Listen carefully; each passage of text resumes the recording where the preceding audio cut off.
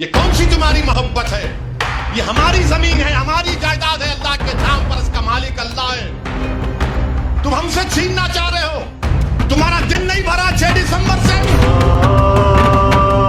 तुम्हारा दिल नहीं भरा दिल्ली की सड़कों पर हमारे खून की होली खेलने से, तुम्हारा दिल नहीं भरा हमारे बच्चों का एनकाउंटर करने से,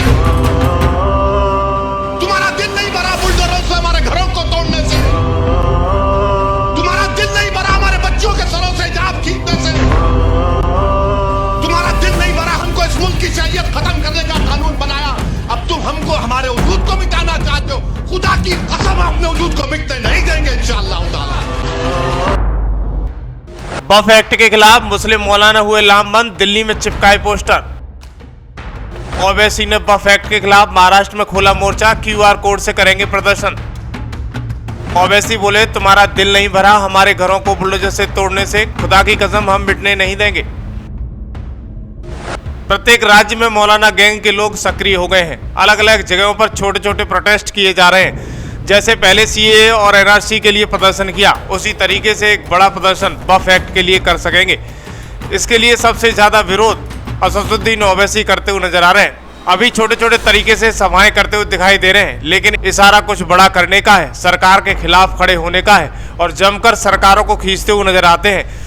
इससे सिद्ध होता है कि आने वाले दिनों में मुस्लिम समुदाय के मसीहा बनना चाहते हैं। उसी कड़ी में ओवैसी महाराष्ट्र के संभाजी नगर में थे। ओवैसी पूरे देश में घूम घूम कर मुसलमानों से वक्फ एक्ट के खिलाफ लामबंद होने की अपील कर रहे हैं। कई शहरों में मुस्लिम संगठनों के लोग सड़कों पर उतरकर इसका विरोध कर रहे हैं। पुरानी दिल्ली के कई इलाकों में दुकानों के बाहर पर्चे लगाए गए। इसमें इस बिल के खिलाफ तमाम तरह की बातें लिखी गई और इसके साथ साथ अनाउंसमेंट करके लोगों को भी अमेंडमेंट बिल के खिलाफ राय देने के लिए कहा जा रहा है।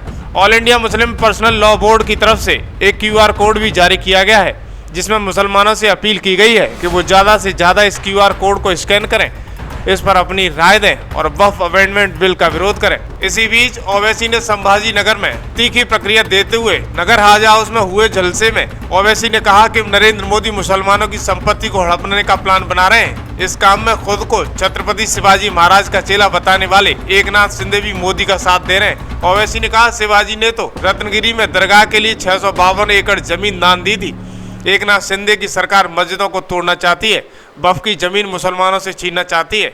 वहीं उसी बीच उन्होंने कहा कि महाराष्ट्र में मजलिस को मजबूत करना होगा, वरना मुसलमानों के पास न अपनी कवायद होगी, न असेंबली और न पार्लियामेंट मुसलमानों के हक के लिए आने वाला कोई नेता होगा। याद रखो, हमने एक मस्जिद खो दिया है, तुम और कितने मस्जिद खोने के लिए तैयार हो? एक मस्जिद तो हमने खो दिया था।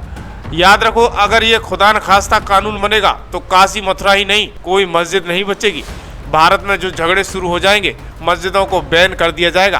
कलेक्टर बोलेगा नहीं, कोई मस्जिद नहीं, दरगाह को बंद कर दिया जाएगा। इस तरह का गंदा कानून नरेंद्र मोदी बना रहे हैं। ये हमारी जमीन है, हमारी जायदाद है, अल्लाह के नाम पर इसका मालिक अल्लाह है। तुम हमसे छीनना चाह रहे हो। तुम्हारे दिल में नहीं भरा है 6 दिसंबर, तुम्हारा दिल नहीं भरा दिल्ली की सड़कों पर हमारे खून की होली खेलने से। तमाम सारी बातें कहते हुए असदुद्दीन ओवैसी नजर आए।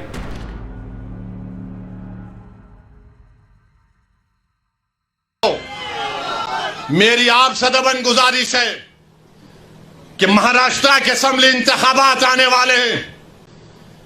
मैं आपसे अपील कर रहा हूं, जो लोग वक्फ की जायदादों को बर्बाद करने आ रहे हैं, आप और हम मिलकर उनको इंशाअल्लाह बर्बाद कर देंगे सियासी तौर पर।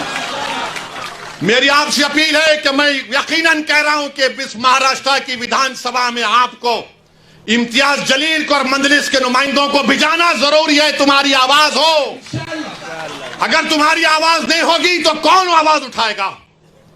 तुम नहीं देखते पार्लियामेंट में क्या हो रहा है? तुम नहीं देख रहे पार्लियामेंट में कौन पुकार रहा है दीवानों की तरह? क्या तुमको नजर नहीं आ रहा कि किसके कलेजे में, सीने में, किसकी आंख में आंसू है जो तड़प तड़प कर देख रहा है कि मेरे बर्बादी का कानून मेरे आंखों के सामने बनाया जा रहा है? कौन होगा तुम्हारी आवाज को? छोड़ो इन चीजों को। कभी अपनों को भी तो अपनाओ, कभी अपनों को तो समझो।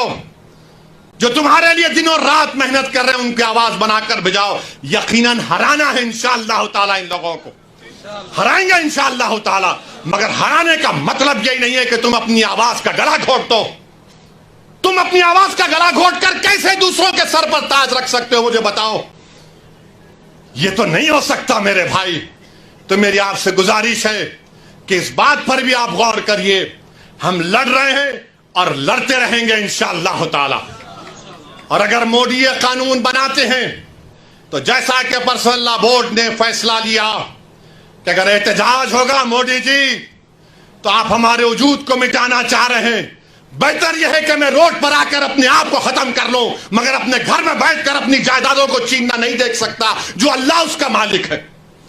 मैं घर में बैठकर नहीं दे सकता कि जिसका मालिक अल्लाह है उसको जायदाद को छीन लिया जाए। यह हुकूमत की जिम्मेदारी होगी।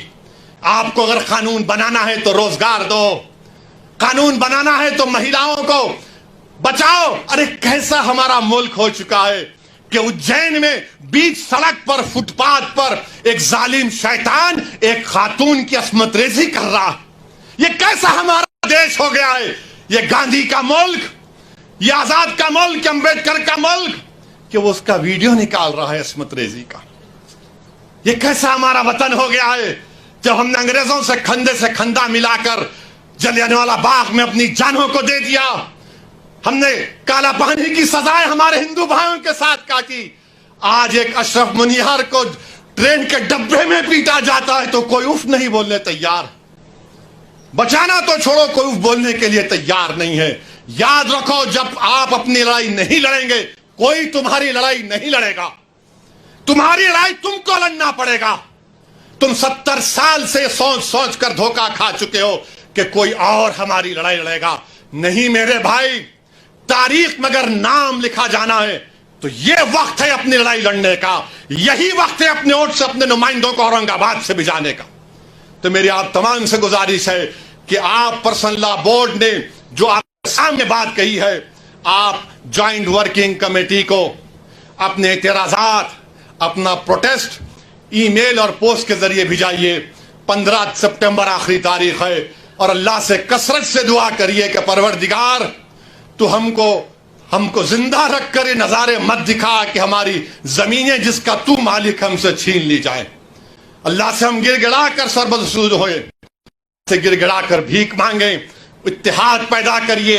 ये कानून ना देवबंदियों के मफाद में है, ना बरेलवियों के मफाद में है, ना अहले हदीस के मफाद में है, ना बोरी समाज के मफाद में है, ना अथना शरी शिया के मफाद में है, ना आगा खानी शियाओं के हक में है, किसी के हक में नहीं है। ये सिर्फ और सिर्फ मोदी जायदादों को छीनने के लिए कानून बना रहे हैं। अल्लाह इन जायदादों की हिफाजत करे। अल्लाह हमको इतनी इत्तेहाद पैदा करे कि मुत्तहदा तौर पर इस कानून को रोकें। और अल्लाह सुब्हाना व तआला इन ऐसे हुकूमतों को, ऐसे पार्टियों को अल्लाह सियासी तौर पर इंतखाबात में इनको शिकस्त दे, बदतरीन शिकस्त दे। वाखिर दावाना अल्हम्दुलिल्लाहि रब्बिल